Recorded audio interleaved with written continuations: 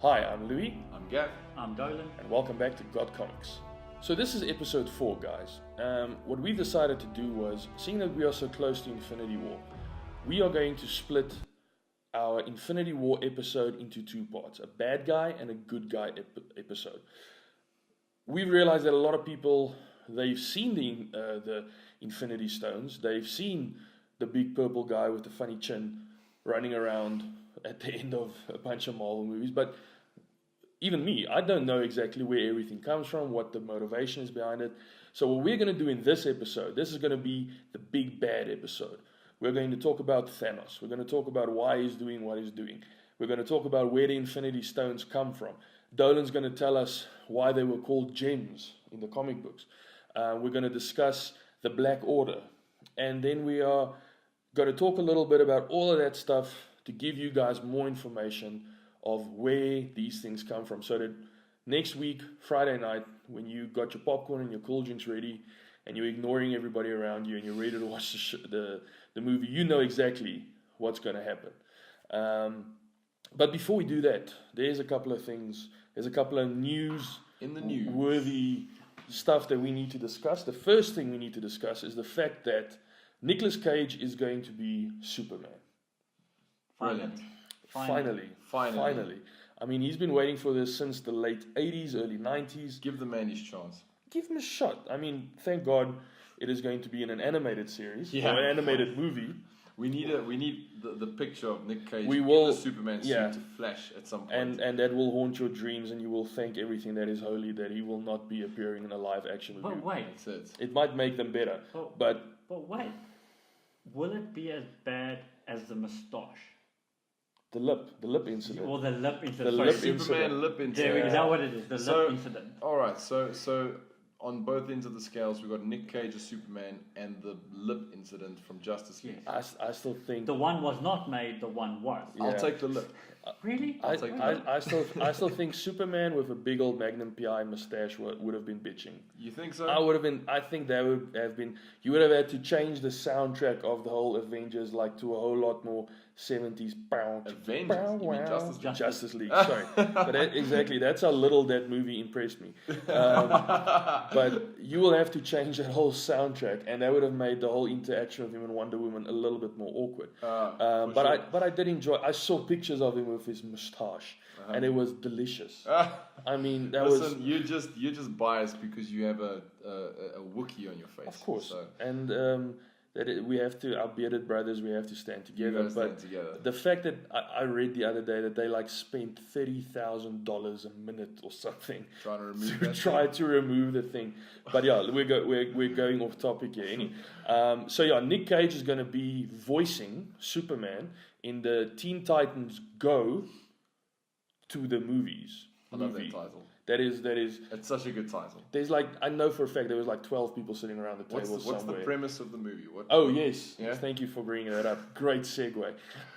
So the premise of the movie is the Teen Titans go to Hollywood to find a director to direct the Teen Titans movie. That's phenomenal. That's brilliant. I love it when characters just take that initiative and that's just good writing. That's just good writing. What else is in the news?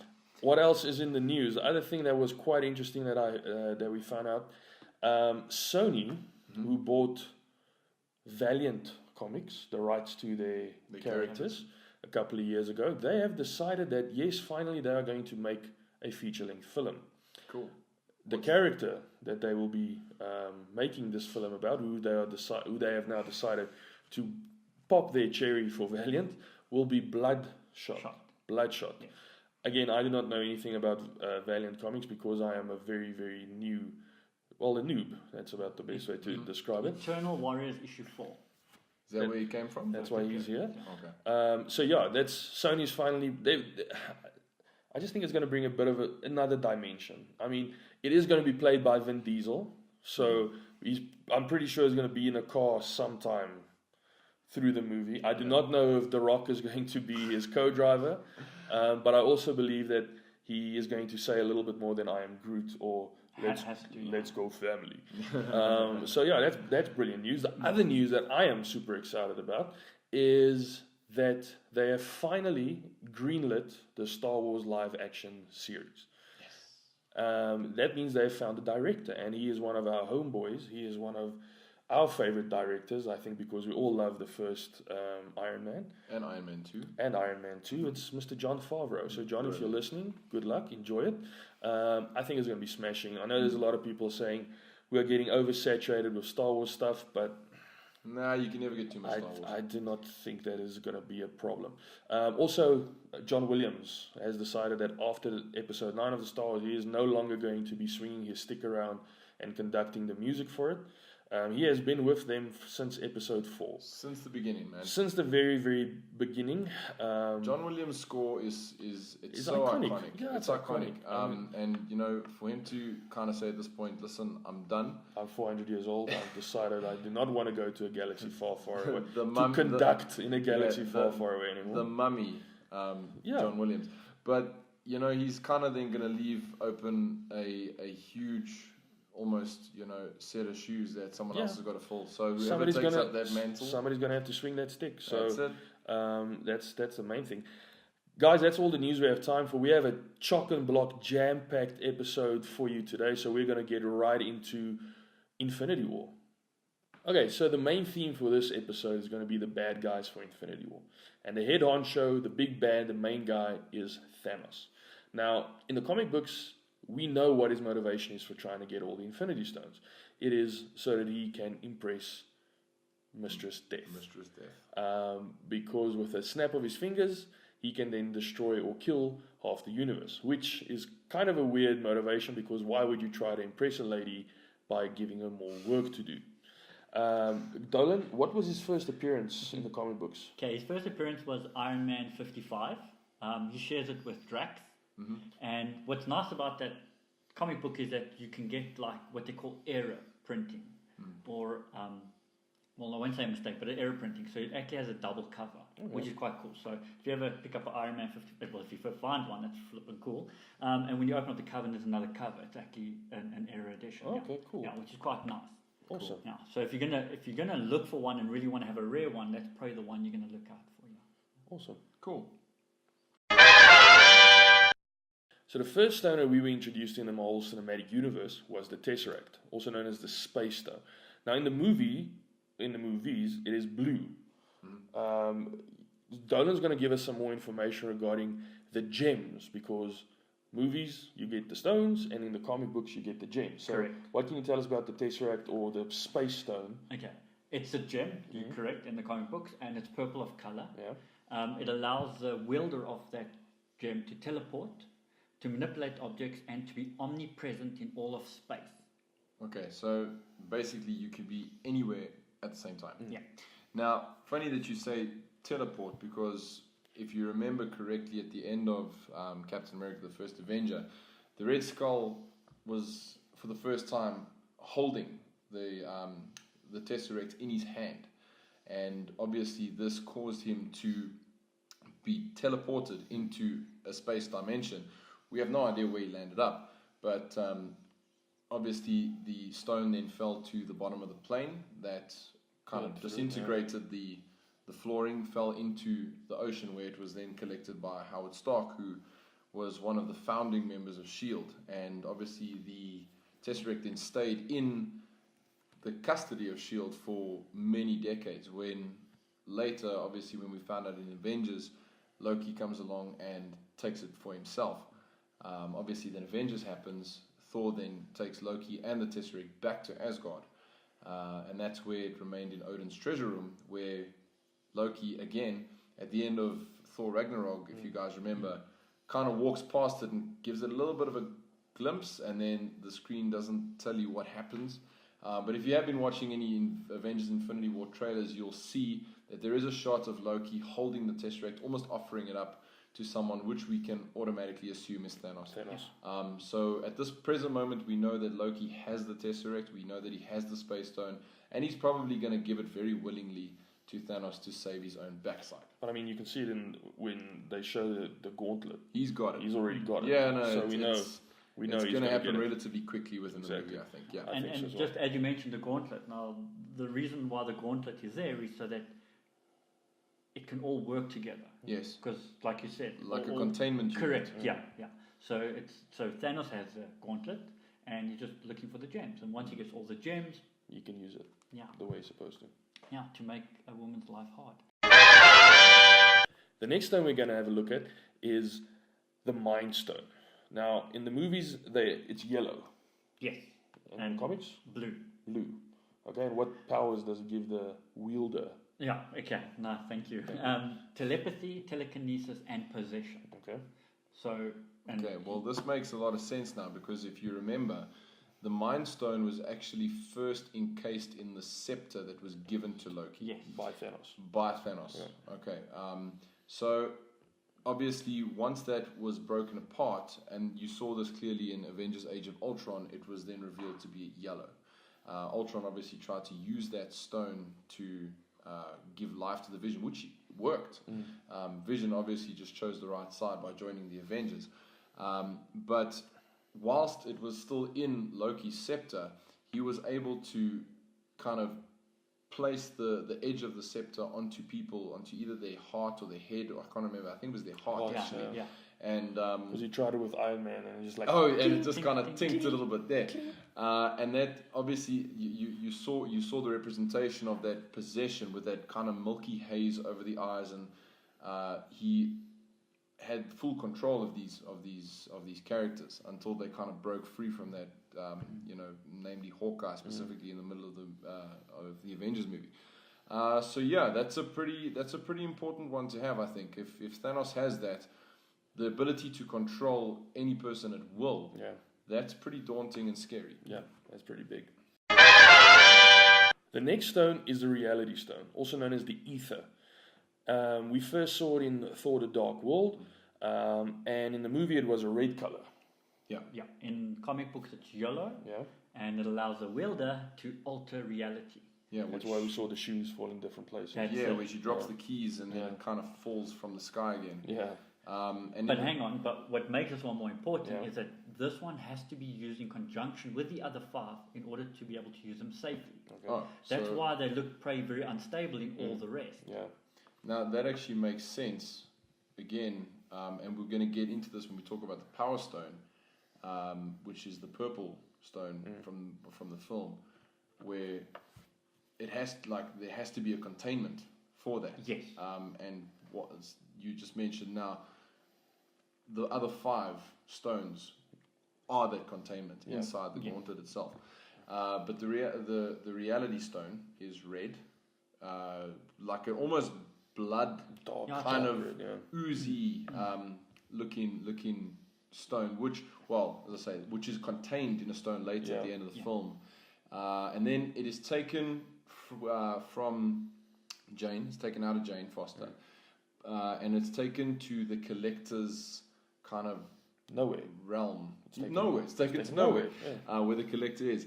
It's taken by Lady Sif and Volstagg. They contain it, and they tell him that they need him to keep it safe. And they obviously exit the screen, and he kind of stands there and goes, 1 down, 5 to go.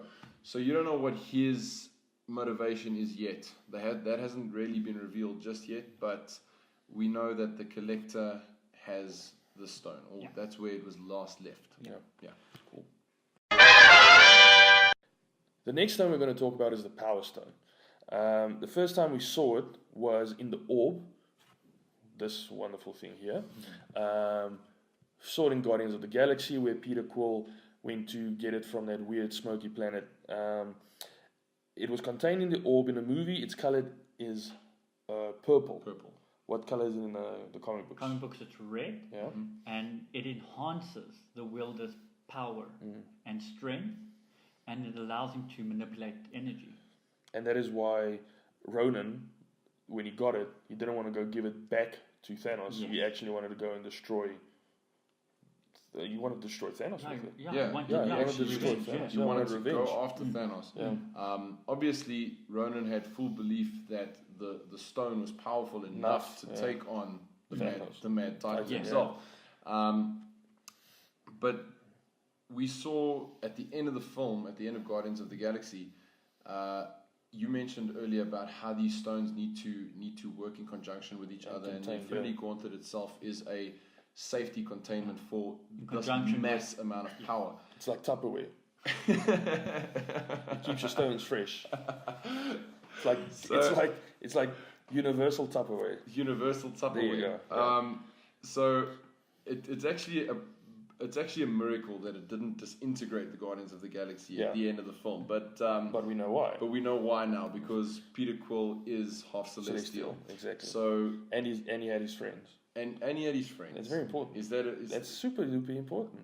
You always need friends. Yeah, I'm finding this very strange correlation between Purple Barney the dinosaur and a exactly. Purple Power Stone. I think they actually, Kevin Feige figured this shit out. Was that it? Yeah, I think it was like, we're going to make it purple, he's going to grab it, his eyes are going to glow, he's going to look like he's going to fall apart, and then... And I'm thinking friendship just will hold be hands. the theme Just around hold this. hands. Hold hands. In a circle. Sing Kumbaya. It was after a dance-off. You know, that was probably one of the best scenes in was any brilliant. Marvel But also, movie. when Peter found the stone, yeah. that opening scene with that good. track, that come and get your love, that was so good. But it's amazing how they're all kind of gripping each other, and this power is emanating in between them, and it doesn't harm them, and it completely just obliterates Ronan though. Yeah. So the stone, where is it now? It is now on Xandar. Yeah. It's now with the Nova Corps. Yep. They're keeping it safe, but again, if you go and look at the trailers, or if you look at any real movie poster, one of the stones that Thanos has right off the bat in all these posters is the purple one. Yep. So again, it gives you an indication that right at the beginning of this film, he's gonna have it. Like something's gonna happen. We don't know what it is, but he's gonna get it. Definitely. The next stone we're going to talk about is also the last stone that we know where it is. Yeah. Okay. It is called the Time Stone, also known as the Eye of Agamotto. You have to say it like that. You said it perfectly. Exactly. And we first saw it in Doctor Strange, where he was doing his weird little doodles and stuff with on the screen with the apple. Remember the apple? first one was the apple. Yeah, he took a bite of the apple. Oh yes, and then that is true. Yes, that's true. And then he started drawing those weird spatial thingies that made Tilda Swinton look weird, and running up walls and stuff, which was pretty cool. I mean, just as a side note, I think Doctor Strange was visually one of the best Marvel movies. I remember watching it the first time, and you're just sitting there, it's like, damn. No. It's just awesome. My brain kind of oozed out my ear at some point. I think you need like some psychedelics to just ease you into that. There was a Marvel meet Inception kind of thing happening there. Pretty sure they weren't just drinking water and stuff at that movie, but it was visually beautiful. It was amazing. We got the green time stone, the Eye of Agamotto, and finally we got some correlation. Yes. Correct, because in the comics it's green. Yay! No, they got something wrong. Yeah. Do we know why they changed it from gems to stones and colors and stuff like that, or is that just just got to put your hand? Well, if you think about it, in the beginning they were all just called soul stones. They weren't individually called. And then later on in the comics, and they gave them different names. And then later on, when business took over, they got a little focus group together and said, "What do you think works better, gems or stones?" And they went, "Stones." Kevin, I understand it because you... That's not real, by the way, but anyway. I'm pretty sure it is. Because if you think about it, it's like, what sounds very dangerous and rugged? Not gems. Yeah. It doesn't sound like, how are you going to take over the world? With some gems. With gems. With gems. Gems. Exactly. It sounds like something you buy at American Swiss. But if you say stones, that sounds like more... Yeah, it sounds a little bit more rigid. More aggressive. It sounds like more like, I'm... comic book maybe. I'm gonna destroy half the universe with a flick of my finger. Yes. So, Well, and this one doesn't allow you to do that. Okay. But it will get you there. So this one allows the wielder to travel through time and control the flow of time. Okay. Hence the apple thing. Yeah. So it actually controls the flow of time. So the last stone that we're going to talk about is the Soul Stone.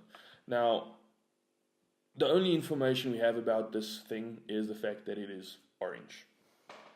Yes. That's it. Yeah. Well, we know what it does. Yes. But that's about it. We don't know where it is. We don't know who has it. We don't know where it came from. What does the comic book say, though? Okay, What does the comic book say, though? Put me under pressure. Eh? Yeah. It's also orange, Yeah. and it allows the wielder to manipulate the souls of the living and the dead, and to create its own heavenly realm. Okay. And I know you guys have so much speculation on There's a lot where of it theories. is now. Yeah. There's a lot of theories. So- So my theory is, I believe it's in Wakanda. Yes. The main reason I believe that is that in the movie you see them drinking the little potion that they make them to make them, Which is purple. which is purple.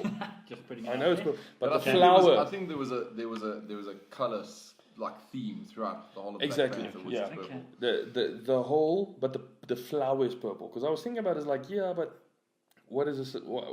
Yellow and purple, or orange and purple, and the flower was purple. So that could just mean there's a lot of alkalinity in the Could soil. be, could You know, you never know. So my theory is, the stone was in the meteorite that hit Wakanda 10,000 years ago, and that like In the flowed. vibranium, Yeah, that flowed like the meteorite was still made out of vibranium, right? But it was inside. but it was for some reason in some way or another it was in there as well, and that's what gives vibranium its power as well. I think, I don't know. These are very, very wild accusations. Of course but they keep are. going. Keep I have going. no reason to believe that any of this is true. That's just how I feel, and the reason I feel this way is because when they drink the magical herb potion, they go into a soul plane.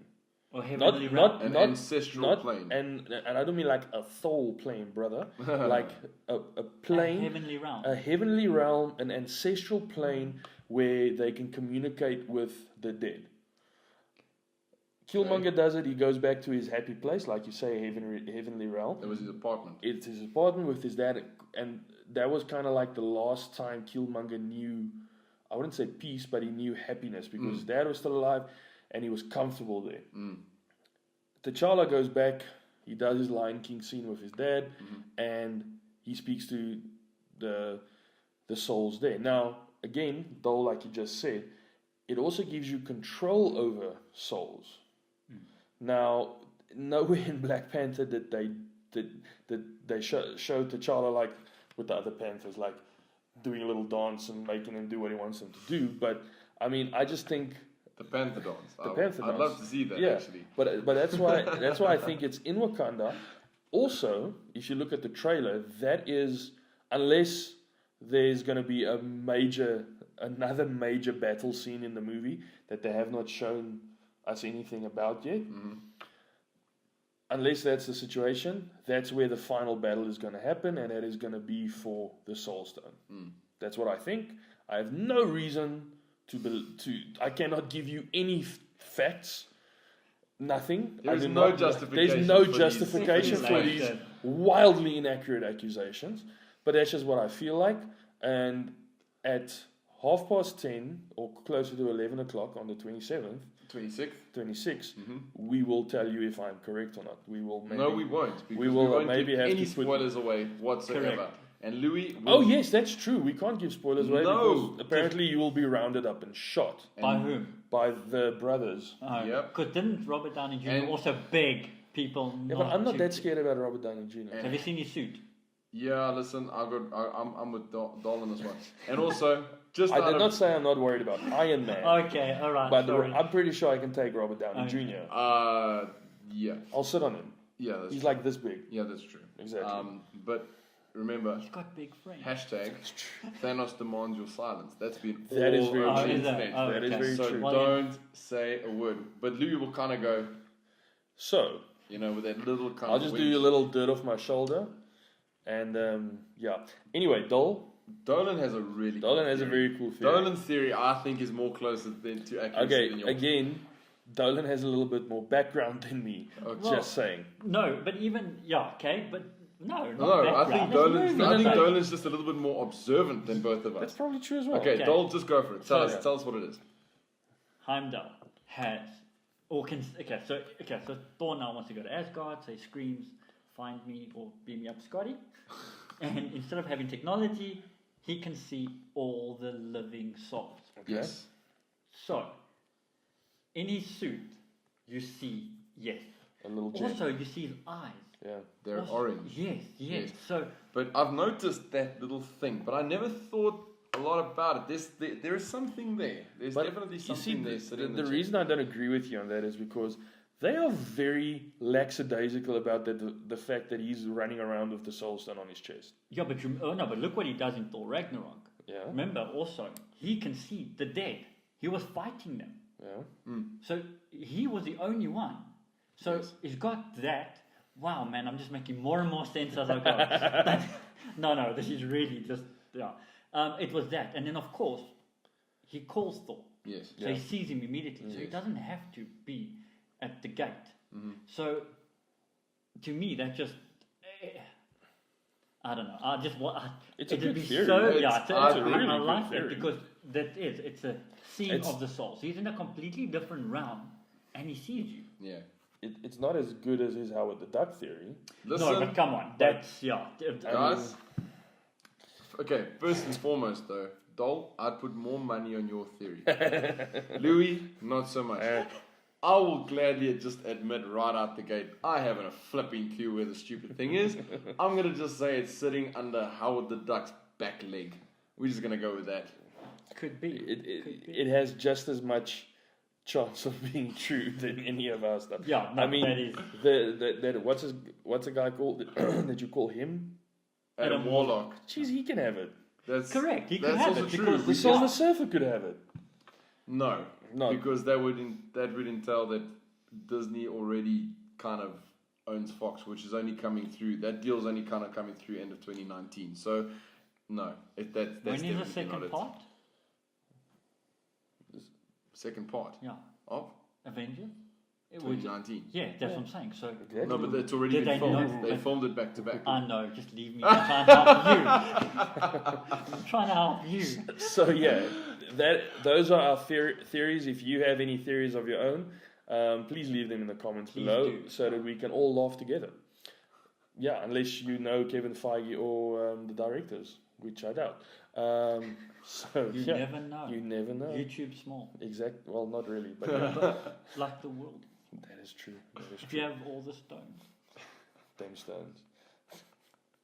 Even someone as powerful as Thanos still needs a little bit of help, also from his friends. That's where the Black Order comes in. They are the guys who's got his back and helps him control the universe. Well, yeah, they're definitely this this group that is actually called the Children of Thanos. How they play that out in the film is yet to be seen, but if you've been watching the trailers, you'll notice that there are some pretty freaky deaky looking aliens with pretty powerful abilities, and those are rather the Black Order. They're like his generals.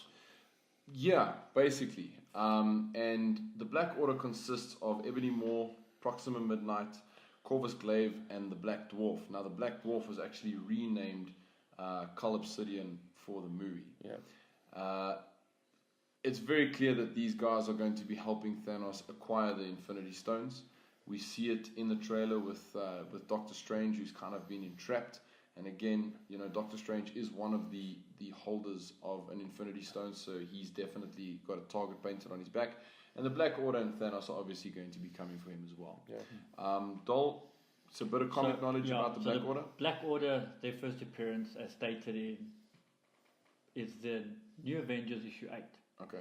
Okay, but what's nice about it is Corvus Glaive. Mm-hmm. His first appearance is actually a free comic book in 2013, Infinity, and that was his first appearance. So Was that it on a free actually- comic book day? It was a free comic book, Oh, cool. which you probably got on free comic book day. Brilliant. In 2013. So that was quite nice. So you've got thanks to the movie, a very key character you got for free. Yeah, that's awesome. Great. There you have it, everybody.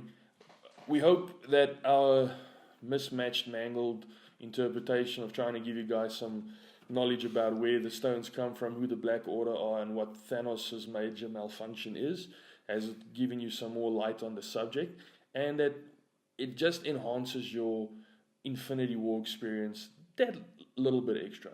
Like we said from the beginning, since episode 1, there's guys like me out there, we don't have a clue. There's guys like Gav out there, who's a little bit experienced. And then there's guys like Dolan out there, who's a walking, talking encyclopedia. So hopefully this will shed some light for each one of you. Hopefully you can take something from this episode and say, oh, I never knew that. Thank you so much for watching. Thank you so much for the support. Click the likes. Please subscribe to it. That's how we gain traction. That's how we get more people to watch our show. And as always, guys, I'm Louis. I'm Gav. I'm Dolan. And this has been God Comics. And remember, kids, support your local comic book store. Always.